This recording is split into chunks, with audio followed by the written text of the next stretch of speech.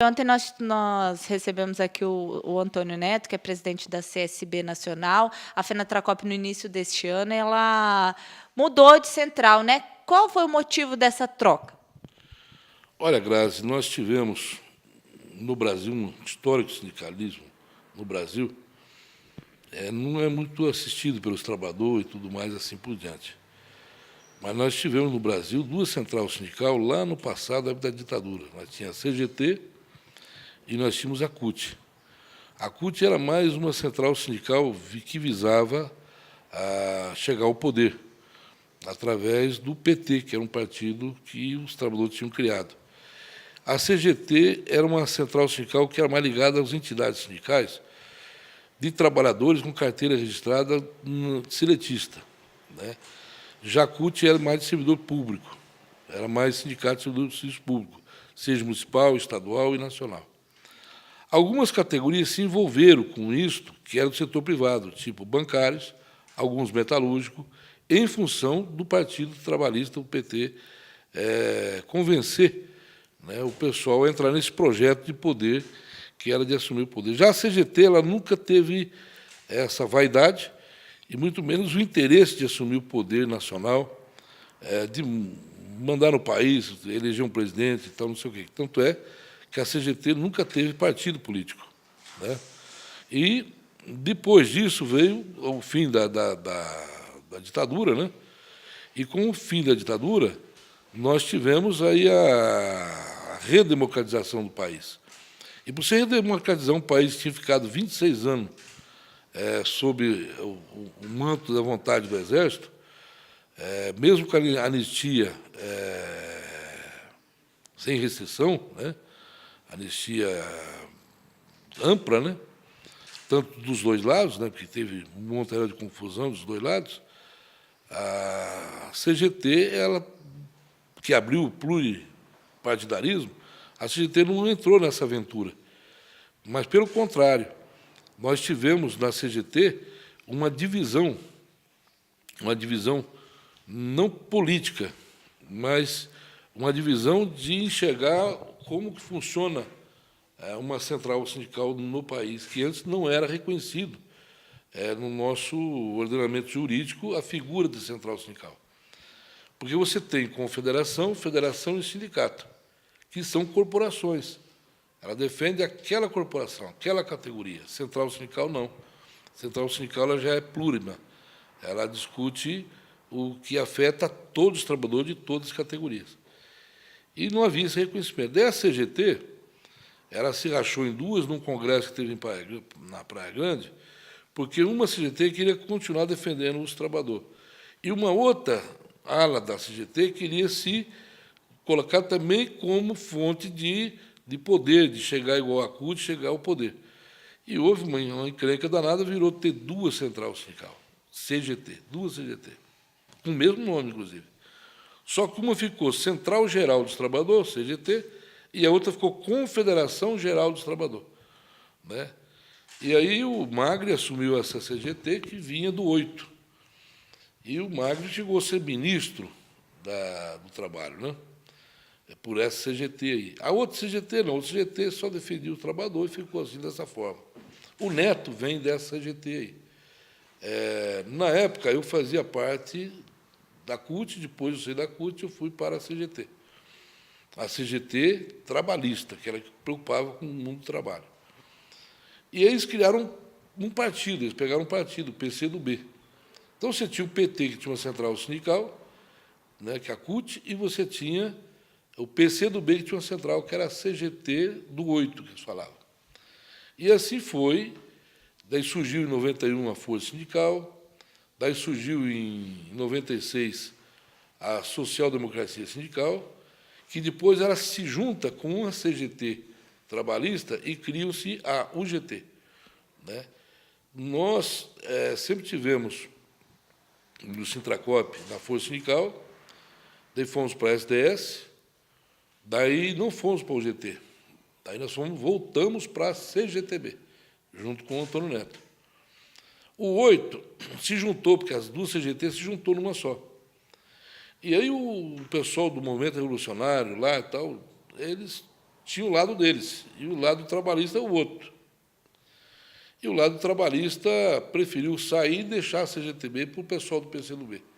Daí caímos fora, e aí foi criada a CSB. Nesse período, até ser criada a CSB, eu recebi o convite do Calixto, José Calixto Ramos, que era o presidente da nova central, porque as federações e confederações se reuniram e criaram uma central sindical também. Por quê? Porque no ano de 2008, o presidente Lula reconhece, através de uma medida provisória, que foi votada e aprovada pelo Congresso, reconhecendo as centrais sindicais, inclusive repassando 10% que era do Ministério do Trabalho, da contribuição sindical, para as centrais sindicais. Então, os sindicatos, quando se filiava numa central, ele entregava 10% da contribuição sindical do sindicato, que não era dele, que era do governo, e o governo falava, só me diga para quem que eu coloco esse dinheiro. Entendeu? E aí tinha a aferição das centrais sindicais, que tinha que ter um número de 750 mil trabalhadores filiados, que tinha que ter um número de 1.200 sindicatos filiados, e assim era aquela luta das centrais sindicais para se representar. Para e passo disto, o Antônio Neto e mais centenas de sindicatos, não se sentindo representados pela Carta de Princípio das outras centrais sindicais, pelo que eles pensam do mundo do trabalho, ele vai me criar uma central sindical, que é a CSB, e consegue o reconhecimento da central sindical no último ano, né, do reconhecimento da aferição que teve. Porque as centrais sindicais agora, sem a contribuição sindical obrigatória mais, tirou a sobrevivência financeira das centrais sindicais. Então, cabe agora aos sindicatos, né, filiados às centrais, ter que manter a sua central sindical. E nós escolhemos exatamente sair da nova central e ir para a CSB, porque a nova central ela defende a sua carta de princípio, a não pluralidade sindical, ela defende o imposto sindical e ela defende coisas assim que lá do atraso, do arcabouço do meio sindical. Ela defende convenção coletiva, não defende acordos coletivos, né?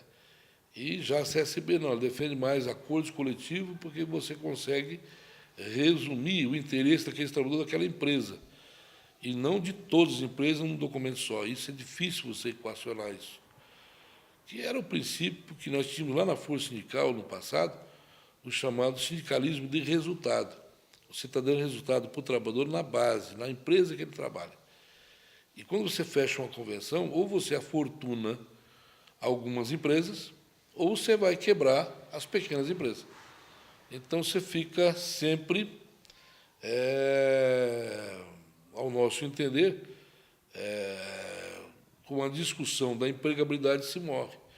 Então, se você tiver uma empresa pequena, mas para garantir a empregabilidade daqueles trabalhadores e eles aprovarem isto, você pode fazer concessão. Você pega uma empresa grande, bem afortunada, então você vai buscar o resultado, a empresa grande ela pode pagar, porque vai estar garantida a empregabilidade. Então, nós imaginamos pela CSB que o mais importante de todo é a garantia da empregabilidade. E quando você fala sobre empregabilidade, é problemático, porque a empregabilidade não é manter o trabalhador trabalhando, mas é o posto de trabalho que ele ocupa. Então, por exemplo, quando uma empresa fechou aqueles postos de trabalho. E quando o trabalhador é demitido, essa vaga ela continua, outro trabalhador vai assumir. Então, a empregabilidade é mais complexa do que se imagina. A CSB tem essa sensibilidade de discutir o sindicalismo de resultado puro, né, na busca da empregabilidade e dos avanços sociais nas empresas que podem, da mesma categoria, se aumentar. Então, essa diferença que difere a CSB das outras centrais sindicais. Fora isso, também, a CSB investe muito na formação dos dirigentes sindicais através de curso voltado para preparar os dirigentes sindicais no dia a dia do seu sindicato. As outras centrais sindicais tinham isso também, mas muitos foram retirando isso, tanto é que a nova central sindical é uma central sindical de uma senhora central. Eu me sentia um garoto lá dentro com 54 anos de idade. A maioria 75, 80, 85 anos de idade. Já na CSB, já é uma central um pouco mais jovem, que tem dirigência sindical na faixa dos 30, na faixa dos 40 e dos 50. Já na CSB, eu também me sinto um senhor de dirigência sindical, já estou com 54 anos de idade. Então, eu pulei para a maioridade estando na CSB.